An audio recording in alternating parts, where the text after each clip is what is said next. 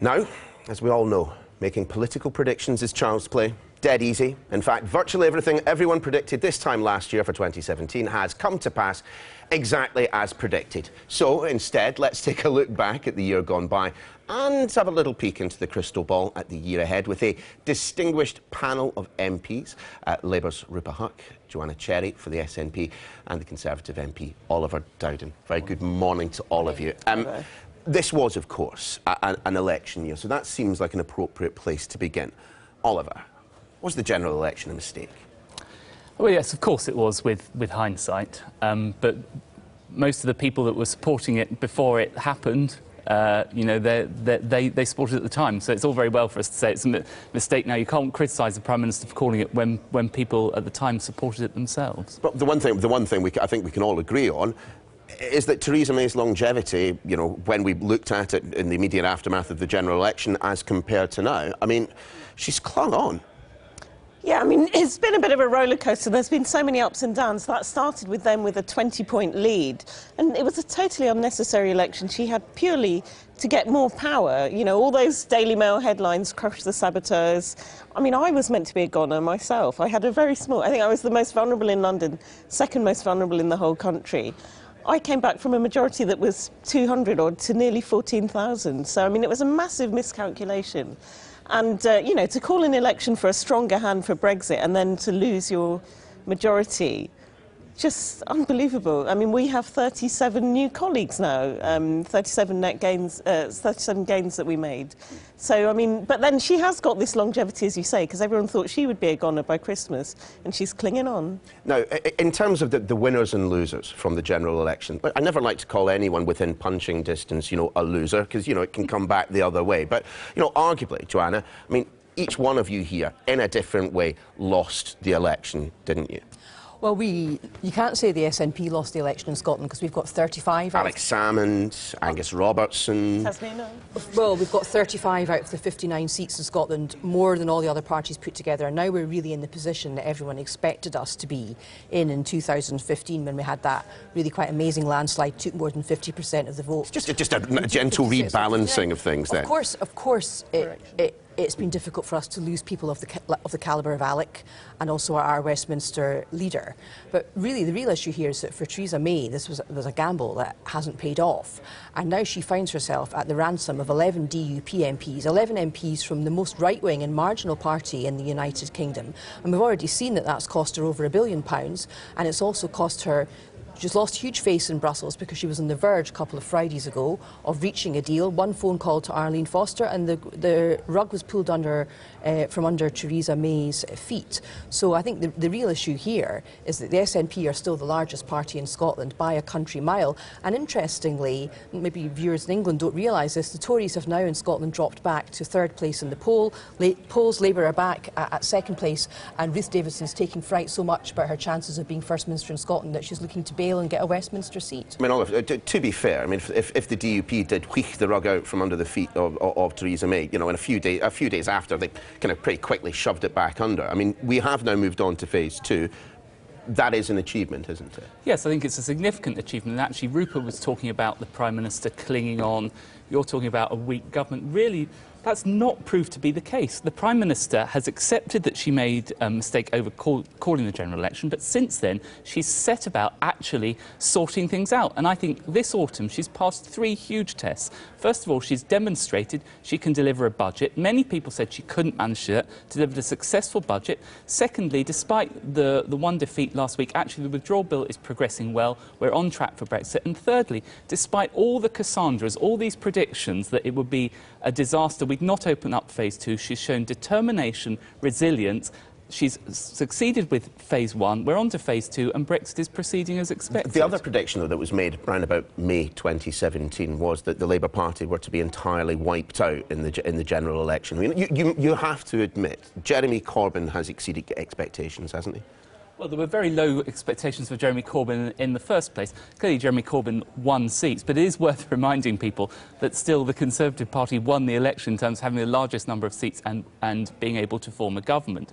I actually think one of the things that happened during that election, and one of my reflections, is we really didn't take the economic argument strongly enough to Jeremy Corbyn, and we allowed Jeremy Corbyn and the Labour Party to get away with this idea that you could spend huge amounts of money, whether it's on scrapping tuition fees and scrapping all the debt, clearly not deliverable, whether it's nationalising industries. And I think that's something we need to take on to Labour more. We did have a costed manifesto, as did the Lib Dems, but the Conservative one, there weren't any figures in it at all. And to see a leader of the opposition at Glastonbury having people chant his name, that's pretty unprecedented. So I think, yeah, they massively underestimated. He also said to Michael Leavis he'd be in Downing Street by Christmas. So, you know, it's a year of peaks and troughs for Jeremy Corbyn. Also, he's still not, despite the fact that Theresa May is completely on the ropes, Jeremy Corbyn is still not ahead in the opinion polls.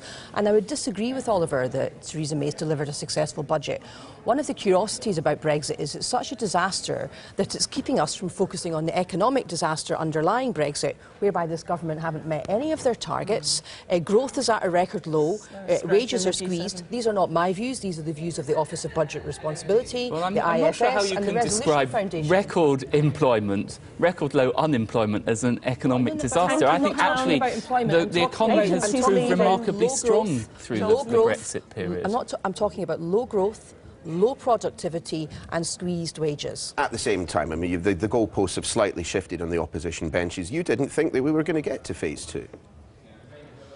Oh, I don't think anyone necessarily thought we wouldn't get to phase 2, but the real question is, as some of your panellists were discussing earlier, is what's going to happen at the end of phase 2. This wholly unrealistic attitude that a trade deal can be delivered within the space of a few months, when we saw that the CETA deal took years to deliver, and also this complete lack of focus on the very important issue of services, which are so important for the United Kingdom economy. I mean, they're really living in cloud cuckoo land. I just want to broaden things a little bit. And one of the most interesting aspects of this year is the way in which the domestic political agenda has really been turned on its head. I mean, the age of austerity, it would appear, certainly there is not the clamour for us to get down the deficit, get rid of the debt in the way that we did before.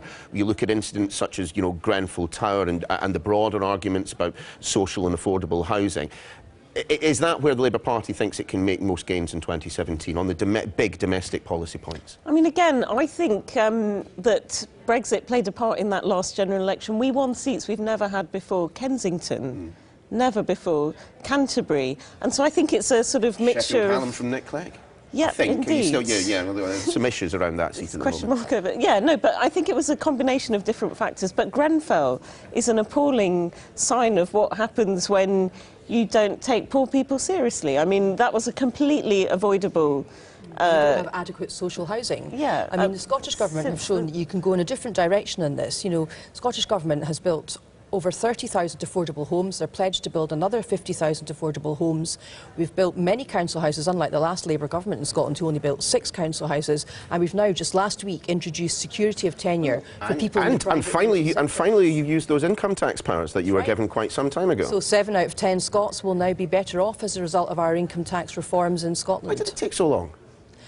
Well, I mean, these powers took a while to bed in. The Scottish Government has been very busy fighting a series of elections, which they didn't want, and also an EU referendum, which Scots didn't want. So we've had our hands full. 40% of them did. That's not an insignificant number. We have also been introducing a new social security system in Scotland, which is a massive job with the 15% of social security powers that have been devolved to us. But what matters now is that Derek Mackay has introduced a budget which shows a different direction for the rest of the UK. 7 out of 10 Scots will be paying less income tax. People earning less than 30%. People earning less than 30,000 a year in the public sector are going to get a 3% rise. Those earning above 30,000 are going to get a 2% rise. These are steps that could be taken by the Conservatives if they really wanted to, if they weren't so focused on running down the British economy as a result of Brexit. As a Conservative, I'm not in favour of putting up taxes for people earning over £33,000 a year. That would hit nurses, it would hit doctors, I'm going to pay £3 more a week. Teachers in my constituency. Could you afford to pay £3 more a week, Oliver? There are lots of teachers in my constituency, lots of doctors who would not appreciate having to pay, if they're earning more than £33,000, more tax, and it's the difference between us. Do you know what, guys? I won't want to end this on a positive note. I want Christmas cheer to be the theme of the day. So I want my triumvirate of Mystic Moggs to now start providing me with some yes/no answers to some very straight questions. Okay. First question to all three of you: will there be an election next year? I think they'll cling on as long as... Yes, no, no, that's a no. No. Definitely not, Prime Minister. We're going to stick to this yes/no thing, guys. Will your party leader still be in post this time Yes. next year? Yes. 100% yes. You're on. That's a yellow card for you, Mr. Dowden. Should Donald Trump visit the UK No. in 2018? No? No. No way. He's Yes. not conducive to good race relations here. Excellent. Will there be a second referendum Not anytime soon. on the EU, Joanna? Not in 2018. Definitely not. And a final question to you all. Will we be more prosperous outside the European Union? No way. We can see it already. Absolutely not. We have a great opportunity to seize it, and we can do much better outside. Right, well, I look forward to receiving your Christmas cards, chaps. I'm sure they've just been delayed in the post. But for now, thanks very much for coming in, and all the best to you and yours in the festive season. Thank you. And to you.